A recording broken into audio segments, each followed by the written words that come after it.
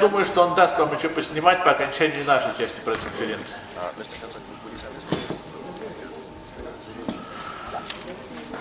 Да, но я особенно рад приветствовать Вернера здесь по двум причинам. Во-первых, я уже много лет его уговариваю приехать в Россию.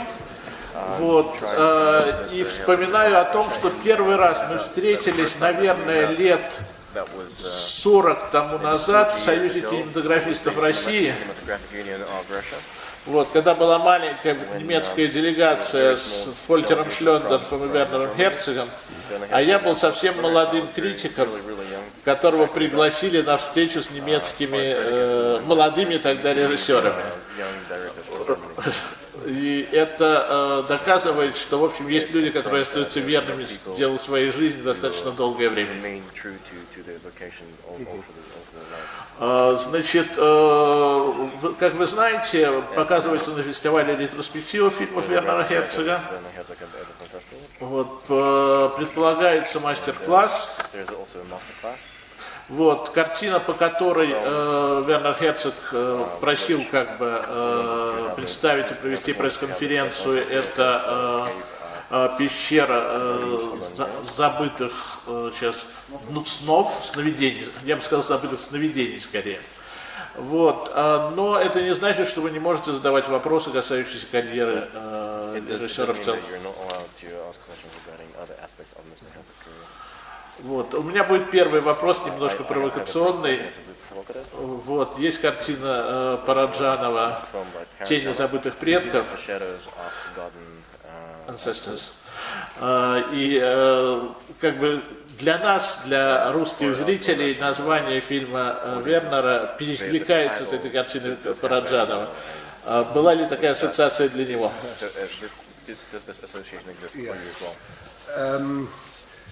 No, the association does not exist. I do not know the film by Parajanov, and I have never heard this title. So, but sometimes poets or filmmakers or writers come up with similar ideas about titles or about things like this.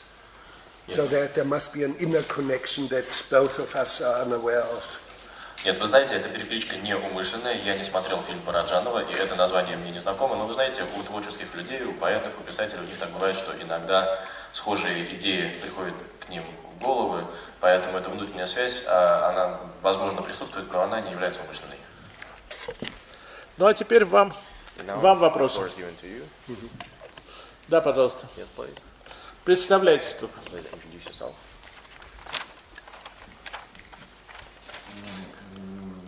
Hello, my name is Dmitry Destivik, the newspaper Ukraine Kyiv. Mr. Herzog, I have a question about your career. In many your films, especially feature films of 70s, 80s, main characters are strange, otherworldly, dreamy, sometimes almost crazy. So why are you so interested in such type of characters? And another question at the same time, in Stroshek, America is factually destroying characters, persons in this film.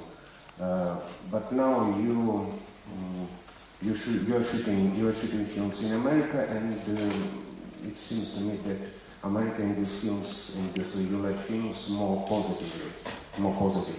So, did you change direction or your mind, something like this? Thank you. Let's translate the question into Russian. Знаете, вопрос будет о карьере во многих ваших игровых фильмах, снятых в 70-е годы. У вас герои такие странноватые, мечтающие, немного практически сумасшедшие люди. Почему они таковы? И второй вопрос. В фильме «Строшек» Америка разрушает жизнь героя, его мир. И в целом Америка представлена в этом фильме негативно. А сейчас вы снимаете фильмы об Америке, где Америка представлена в более выгодном свете. Почему так поменялся градус зрения, под которым вы рассматриваете Америку? First part of your question about the characters. We should be cautious because I have made probably more than 60 films until today.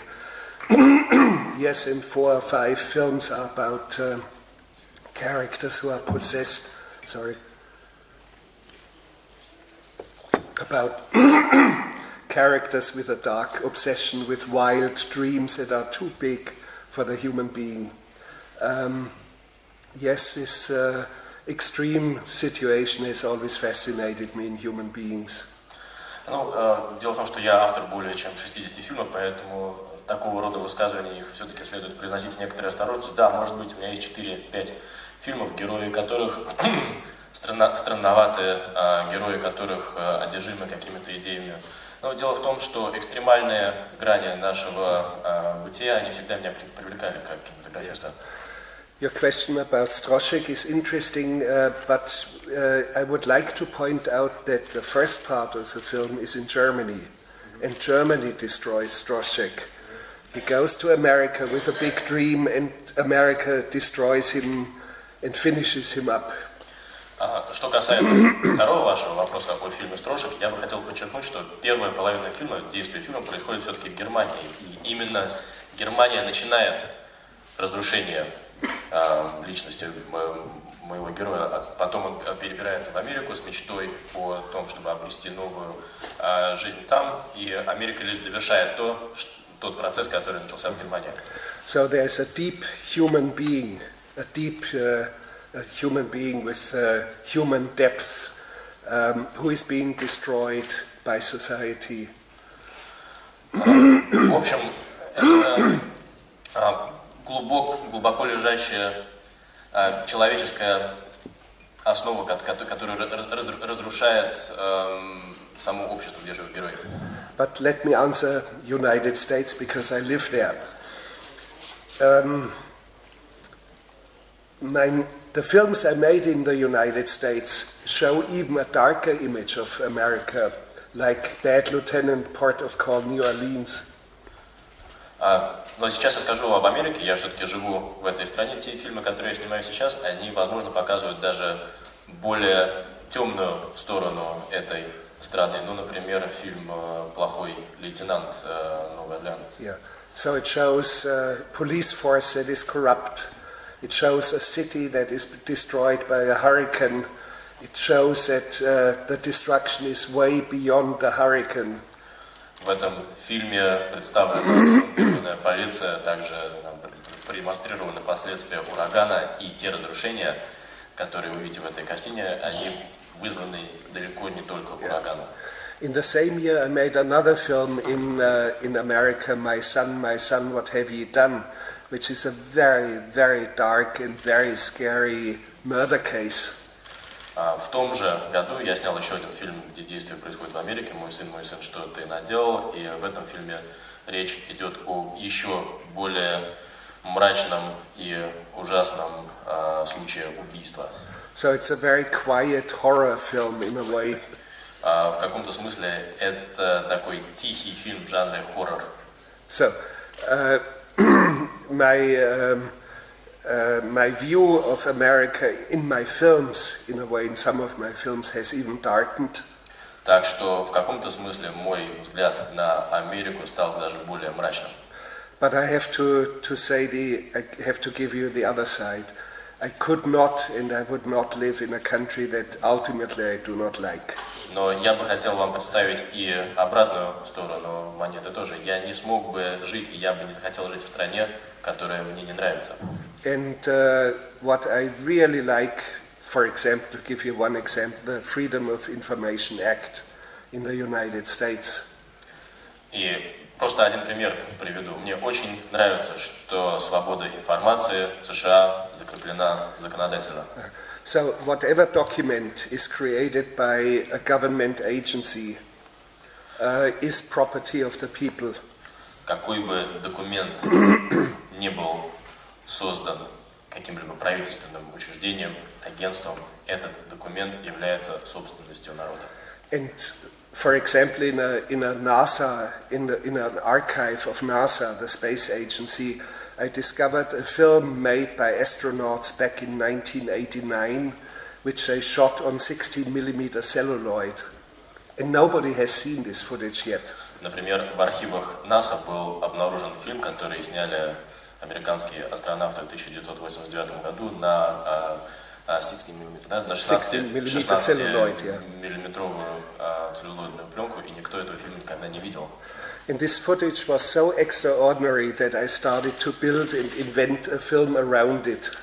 The Wild Blue Yonder is the title. И эти съемки настолько меня поразили, что вокруг них я создал свой фильм White Blue Yonder, то есть голубой, я не знаю, как он в русском варианте называется, бело... Официального перевода нет. Да, официального перевода нет. Мы сейчас пытаемся создать бело-голубые пространства, скажем так. And I immediately asked the space agency, how can I acquire the rights of this footage, of this material? И я сразу же попытался узнать у агентства по космосу, как мне приобрести права на эти съемки. And I was told it belongs to the people. И я получил такой ответ. And Эти съемки принадлежат всем народу.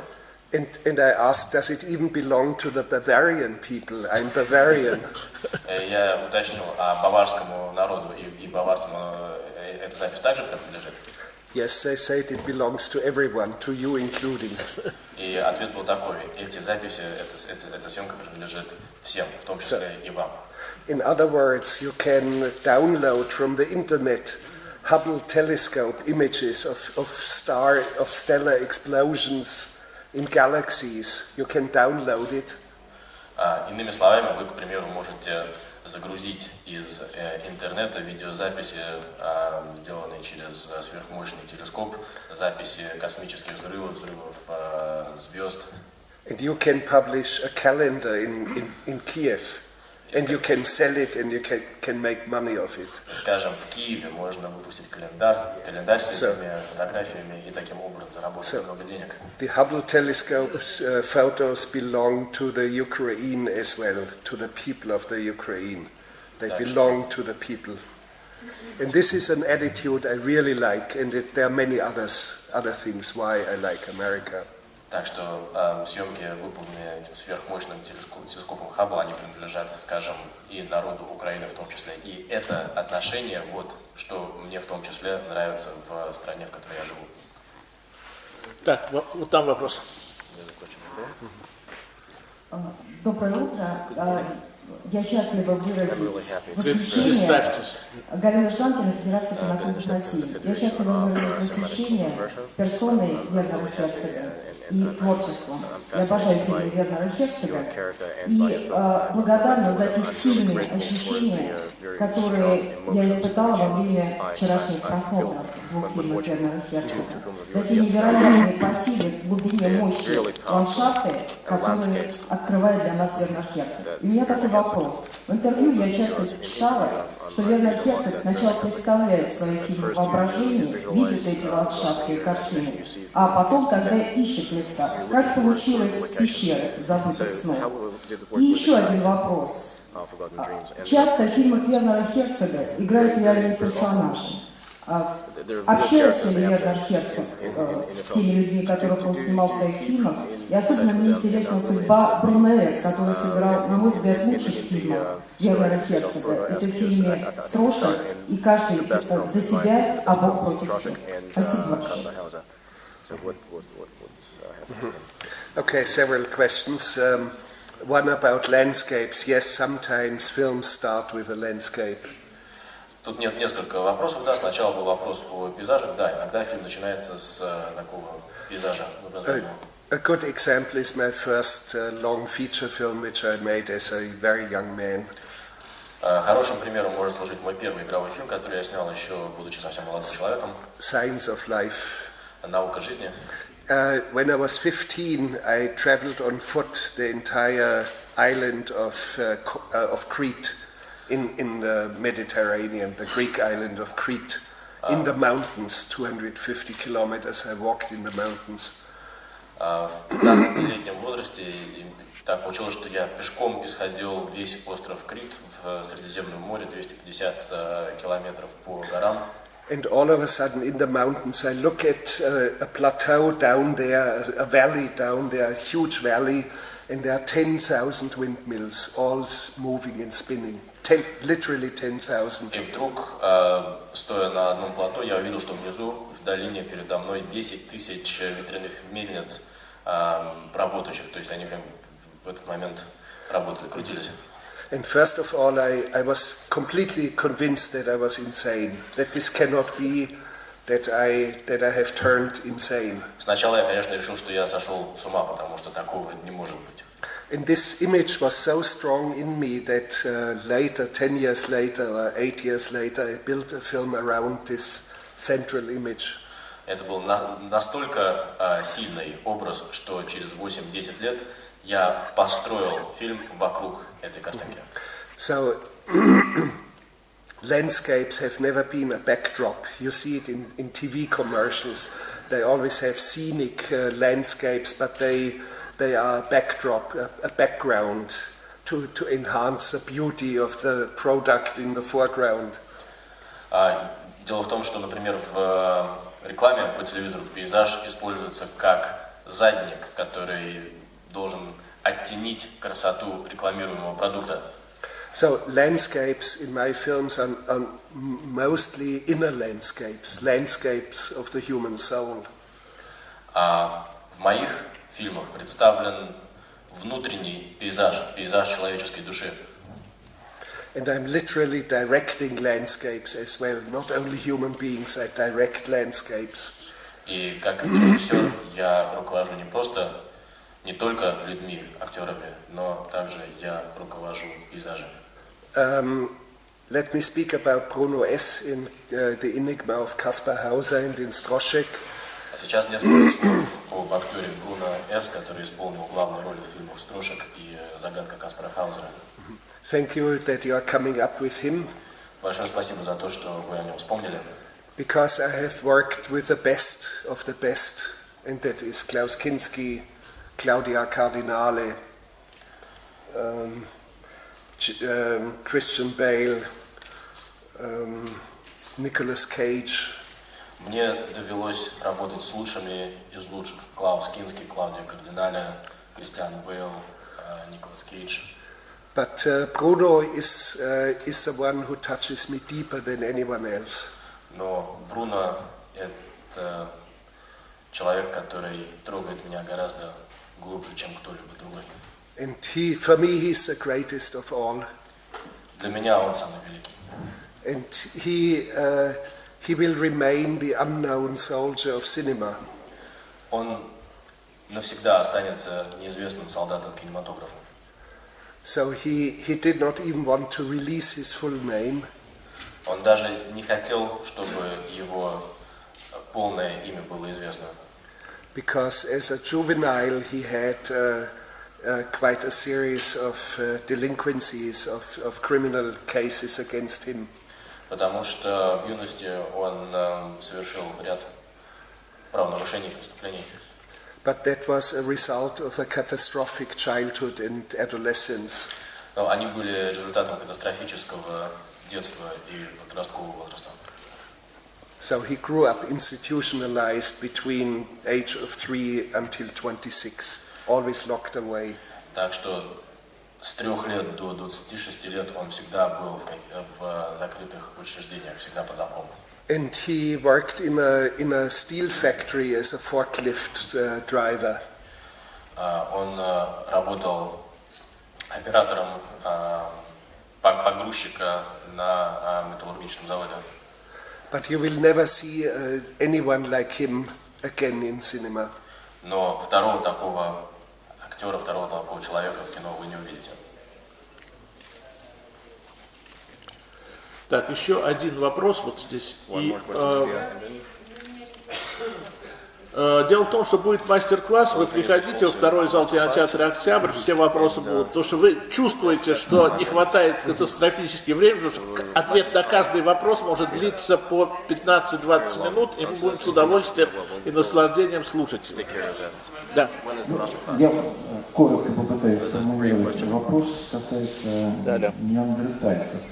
Значит, в фильме «Пещера забытых сновидений» ученый говорит, что эти рисунки сделали неандертальцы. А эти люди, как вы считаете, отличаются от нас? Или это все-таки люди? И в фильме «Год в тайге» есть такой кадр замечательный, когда герой идет по заснеженной тайге на самодельных лыжах. И там опять замечательный текст, что он, как древний человек неандерталец, идет по тайге. Вообще вы верите в теорию эволюции? Человек был когда-то другим? Yeah, okay. Interesting question. I have to be cautious. I have to correct first. You have not seen the film yet. The cave paintings come from Paleolithic times, from 32,000 years ago. But it was modern man, it was Cro-Magnon, it was Homo sapiens sapiens. Да, я хотел бы довольно осторожно выразиться. Может быть, вы еще не видели фильм полностью. Значит, речь там идет о пещере времен Палеолита, но автор той живописи, которая представлена в фильме, это современный человек, Homo sapiens sapiens. However, Neanderthal man still existed, a different type of human species, which died out only 26,000 years ago. При этом неандертальцы, немного другой вид человека, они существовали, но они вымерли 28-26 тысяч лет тому назад. So at that time, two different human species were testing their boundaries. То есть в ту эпоху два разных подвида человека прощупывали, пытались узнать, каковы границы их возможностей реальности. But what we find in the cave is in a way the awakening of the modern human man, of modern human soul. То, что мы обнаружили в этой пещере, можно назвать пробуждением современного человека, пробуждением души современного человека. Which means figurative representation, paintings, statuettes. А именно это фигуральная репрезентация, фигуральное представление, то есть Paintings or sculptures. скульптуры, картины. Music, for example, we have findings of little ivory flutes, mammoth ivory flutes. Еще один аспект музыки. Мы нашли флейты, сделанные из бибней мамонта, из других доисторических материалов. And apparently first religious beliefs, systems of religious belief. Также обнаружили следы первичных религиозных верований. So everything that constitutes modern human civilization. То есть все факторы, которые в совокупности формируют современную человеческую цивилизацию. And what was the question about? The question was, do you believe in evolution? Yes, of course there is evolution, evolution of species, it's evident, nobody can deny it.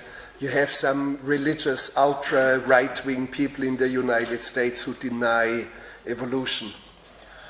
Да, конечно, эволюция видов – это очевидный факт, нельзя с этим спорить, ну, разве что есть какие-то ультраправые религиозные группы в США, которые пытаются это сейчас оспаривать. But I think these ultra-religious belief systems exist in other societies as well, and we have to live with it. Но эти ультраправые религиозные взгляды, они существуют и в других обществах также, и мы должны с этим как-то жить. Yeah. I was asked in a press conference a beautiful question only a month ago. I was asked, how is it possible that these paintings are 32,000 years old whereas the world was created 6,000 years ago. Мне чудесный вопрос задали примерно месяц назад на одной пресс-конференции. Как так может быть, что этим рисункам 32 тысячи лет, если мы прекрасно знаем, что мир создали 6 тысяч лет тому назад? So in such a moment you don't have an argument anymore. Когда вам задают такие вопросы, то вы не знаете, что отвечать, у вас нет аргументов. Ну что ж, я думаю, до встречи на мастер-классе. Я полагаю, подавляющее большинство людей продолжит беседу. Когда будет? Сейчас я посмотрю по программе и скажу.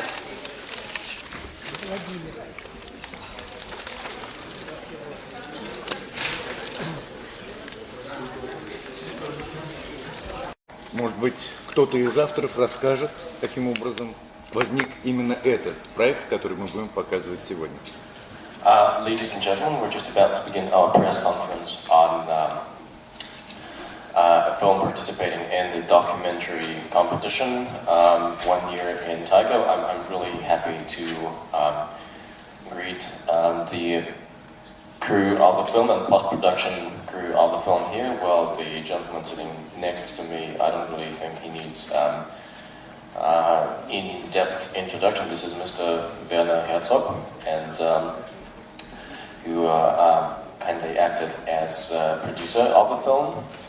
And I would also like to introduce Mr. Alexei Tsarsky, the author of the idea and the scriptwriter for the film, and Mr. Gia Sarlitsa, the producer of the film. Unfortunately, Dmitry Voskov, the director, is not here with us today because he is working on a film in the White Sea. So, who is to speak about the history of this film? Прошу вас. В двух словах я расскажу. На самом деле фильм имел такую длительную предысторию. Дело в том, что так сложилось, что с Дмитрием Васюковым, с которым мы и с Гией уже давно, в общем, совместно проект разрабатывали, не только с фильмом связаны, мы оказались много лет назад на Енисее, в Бахте, и Дмитрий совершенно заболел этими местами, он там никогда не был, а я еще в прошлой жизни был биологом и работал там с птицей, и там были уже дружеские связи, и там Дмитрий познакомился с Михаилом Тарковским, такой писатель, который живет на Енисее в Бахте, работает охотником-промысловиком, он в фильме там фигурирует, его можно будет. And you'll see him in the film. И вот у нас просто родилась такая идея, как-то нашу такую любовь к этим местам, другим словом это не обозначишь, выразить в каком-то кинопроизведении. Вот такая очень расплывчатая на первых порах была идея. Мы получили грант Министерства культуры для съемок фильма, и, в общем, с этого все началось. После этого съемочная группа уехала в деревню Бахта на Енисее, фактически год, ну там с очень короткими отлучками в Москву, происходили там съемки. Именно поэтому удалось снять все события на протяжении всего года. Было отснято, по-моему, 400 часов материала. И меня здесь представили как автора сценария. Это не совсем так. У нас даже в титрах нету такой строчки автора сценария, потому что в общем, это было больше коллективное такое творчество уже после съемок. И на самом деле основная заслуга в построении всей композиции фильма принадлежит, конечно, Дмитрию Васюкову. The main author of this film is obviously Dmitry Voskov. So that was случилось так, больше случайно, что Вернер увидел этот фильм в Америке, но вот это лучше бы уже он рассказал, как события развивались for him to tell about this. Yes. Можно не переводить, это мы уже перевели. Is there anybody who needs English translation in the audience? Okay. No. Great. So. It was a pure coincidence that I saw Dmitry Voskokov's film. I have a friend in Los Angeles. I live in Los Angeles. And I have a friend, and sometimes I would pass by his place. and it's very, very difficult for parking. And all of a sudden, when I drove by, I saw a huge parking gap, and I stopped, and I had the feeling, I will knock at the door and see if he's at home. Дело в том, что мое знакомство с этим фильмом произошло благодаря чистой случайности. Один мой друг, который живет в Лос-Анджелесе, возле его дома есть парковка. Как вы знаете, в Лос-Анджелесе проблемы с парковкой. Я увидел, мне нужно было ехать в другое место, я увидел, что неподалеку от его дома есть парковочное место. Я туда поставил машину и задумался на секунду, может быть, мне стоит заодно постучать в его дверь и взглянуть к нему на секунду. And he was at home and asked me in, and he had his plasma screen on, and immediately wanted to turn it off because he had an unexpected visitor. И мне повезло, друг оказался дома, у него был включен плазменный телевизор. Первым таким естественным движением он хотел его выключить, потому что к нему пришел гость. And I looked for 2 seconds and I said, no, don't turn it off, this looks this looks fabulous. Но на 2 секунды я успел за 2 секунды понять, что это что-то чрезвычайно интересное, и я сказал своему другу, нет, пожалуйста, не включай, это просто потрясающе. I think every one of us in 2 seconds switching channels on television knows this is a good film or it's a bad film. Я думаю, что для каждого из нас 2 секунд достаточно, чтобы понять, когда мы переключаем каналы, смотря телевизор, мы быстро понимаем, хороший фильм или плохой. So I stayed 4 hours and watched all 4 films in one afternoon. Так что я остался на 4 часа и посмотрел все 4 фильма за один день, за один вечер. And I said to my friend, it would be wonderful to have this film for Western audiences as well, but nobody will watch 4 hours and nobody will accept it as this is. There should be a 1.5 hour version and a new commentary for Western audiences. И я сказал своему другу, хорошо было бы, если бы этот фильм был представлен западной аудитории. Но на Западе никто не захочет смотреть все 4 часа. Для Запада нужна своя 1,5-часовая версия фильма, а также нужен новый комментарий, закадровый текст, подходящий именно для западной аудитории. And he said, why not? Let's try it. And we contacted Dmitry Vasukov. Он сказал, почему бы нет, давайте попробуем. И мой друг связался с Дмитрием Васюковым.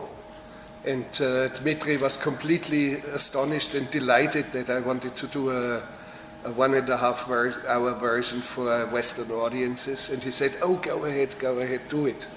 Дмитрий был очень удивлен и обрадован тем, что я хочу подготовить краткую 1,5-часовую версию фильма. И он сказал, да, конечно, вперед, это было бы здорово. And Babelsberg Studios in Berlin became immediately interested in it, and they said, go ahead, and they would finance the version. Берлинская киностудия Babelsberg отреагировала молниеносно, заявив, что этот проект ей чрезвычайно интересен, и они также согласились финансово его поддержать. But it is not just a 1.5 shortened version, it also has a new commentary now, which I speak myself. Да, и новая версия, это не просто 1,5-часовая версия 4-часового фильма, это еще и версия, снабженная новым закадровым текстом. Я его читаю сам. There's also music by a friend of mine, Klaus Bardelt, a German composer, who is one of the big Hollywood composers nowadays. Музыку сочинил мой друг, немецкий композитор Klaus Bardelt. Один из известных голливудских композиторов. He is known, for example, for films like Pirates of the Caribbean, the last one, and he has also composed the music for the Beijing Olympics for the closing ceremony. That's his music. Достаточно назвать такие примеры, как музыка к последним пиратам Карибского моря или, скажем, музыка для церемонии закрытия Пекинской Олимпиады. So now we are here with a film. I'm very proud to show it in Moscow. Я очень горжусь тем, что могу показать, представить этот фильм в Москве. The only The only bitter moment for me is that Dmitry is at the White Sea in the Arctic, and we cannot meet. Единственное, о чем я лично сожалею, это то, что Дмитрий сейчас в Белом море, и я не могу с ним встретиться лично. We only know each other through emails and recently through Skype. I know how he looks like. But Skype with video. Skype with video, yes. I see, I know his face, I know what sort of cigarettes he smokes, I know whenever his beard is longer or shorter. Мы знакомы с ним исключительно по имейлу и скайпу. Да, я знаю, как он выглядит, я знаю, какие сигареты он курит, и мне даже удается следить, какого размера у него борода, длиннее. Короче, вот, но лично мы никогда не встречались. I assume that his beard is a little bit longer and that he's fighting a lot of mosquitoes. Ну, я предполагаю, что сейчас у него борода немножко длиннее, чем обычно, и ему также приходится сражаться с полчищами комаров. But my salute goes to him. He's the one who made the film. Вот. Но мое приветствие сейчас обращено к нему, потому что он истинный автор этого фильма. Спасибо. Да, прошу вас. У нас досье на всех авторов, но о Дмитрии Василькове ничего не знаем. Что он снимал, может узнать? Это дебют. Не представился Лев Аладдин, литературная Россия. Спасибо. We have information about all authors, but we have very little information on Dmitry Vassilkov, Dmitry Aladin, литературной России. Гей, может быть, вы ответите? Да, это дебют. Это дебют Дмитрия Василькова в таком качестве. Но он в качестве режиссера делал рекламу, компании снимал. И был режиссером такой телепрограммы, как «Диалоги о рыбалке». Собственно, этот проект во многом вышел из «Диалогов о рыбалке», потому что по всей стране, в том числе и Сибири. И в процессе съемок мы стали понимать, там 3 года мы занимались этим, стали понимать, что нас стало меньше интересовать рыбалкой, и больше люди, с которыми мы встречались в этих местах. Ну, собственно, оттуда это все. А так, в качестве автора документального фильма, да, And so we switched from the weekly show into documentary. Я хочу добавить просто, вот эта история объясняет, почему производство фильма, ну, русской версии, подписано некой организацией ООО «Территория рыбалки», потому что это That's why the producer of the Russian version is a company called Территория рыбалки. Пожалуйста. Агентство «Факт-видео». Fact-Video Agency. У меня первый вопрос к господину Херцогу. В каком направлении вы перерабатывали текст фильма? И может ли кто-нибудь рассказать, как происходили съемки, особенно зимние? Потому что мы слышим там шум снегохода, да, а очень трудно угадать, где камера находится. Winter shooting.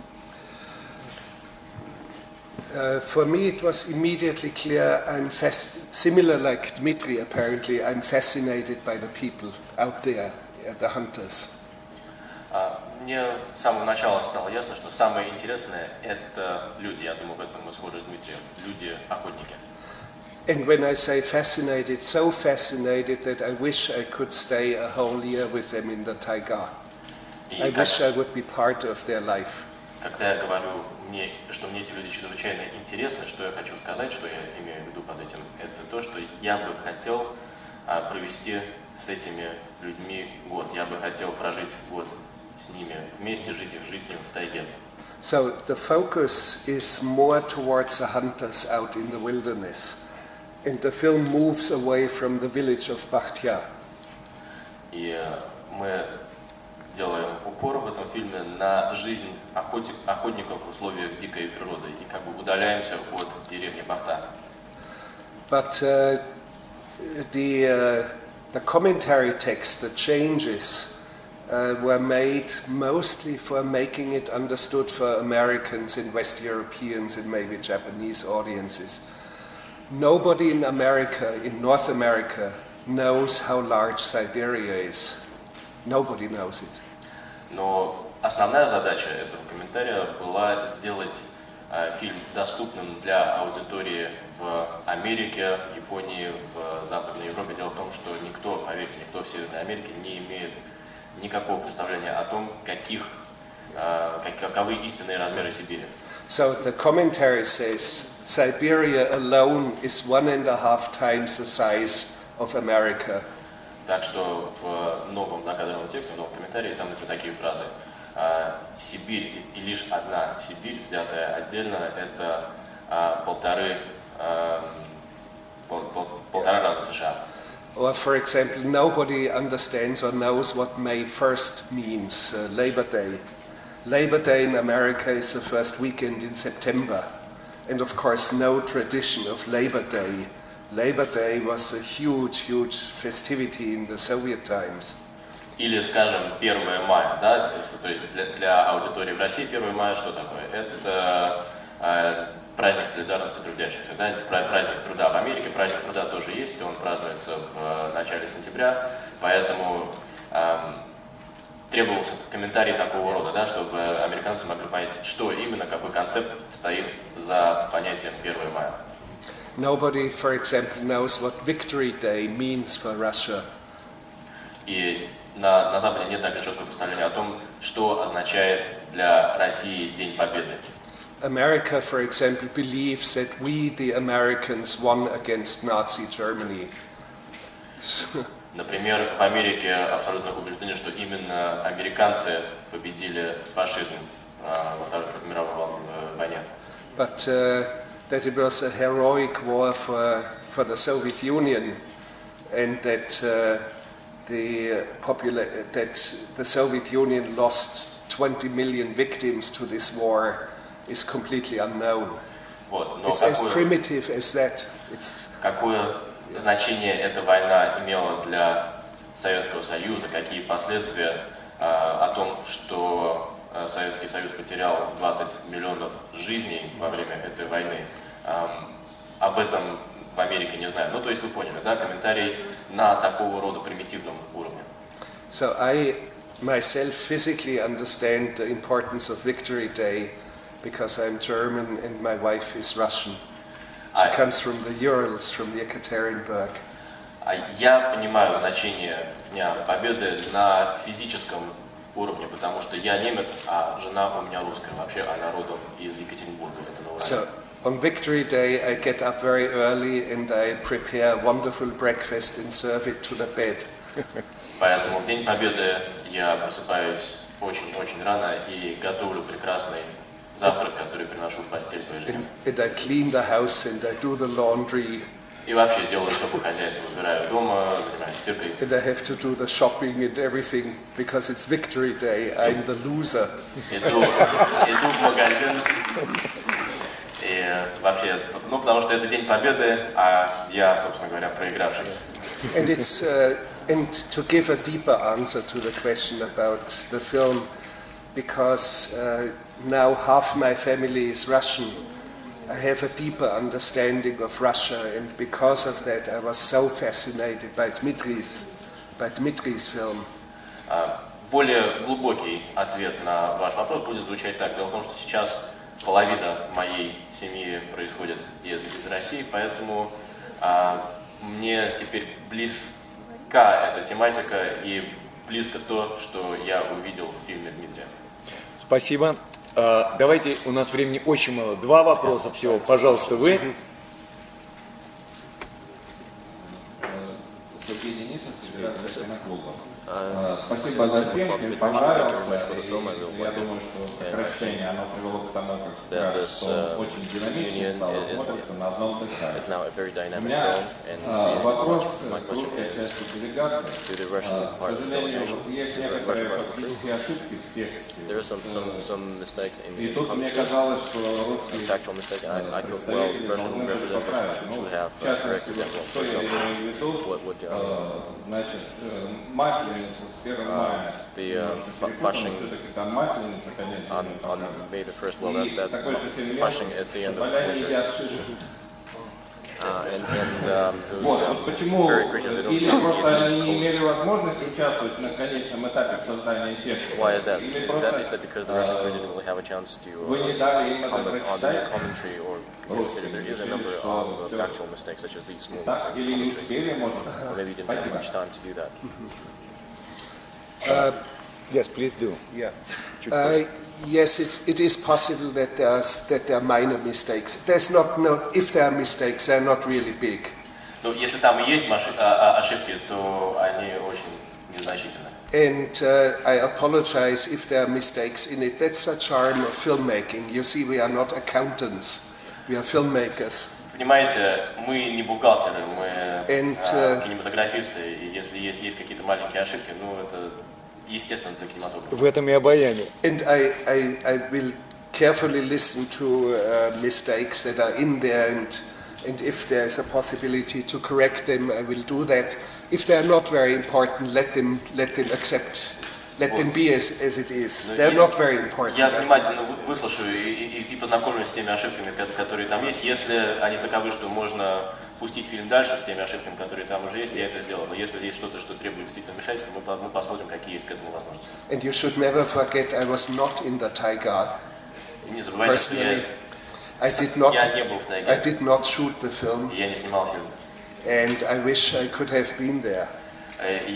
Мне жаль, что мне не удалось там побывать, хотя бы хотел там побывать.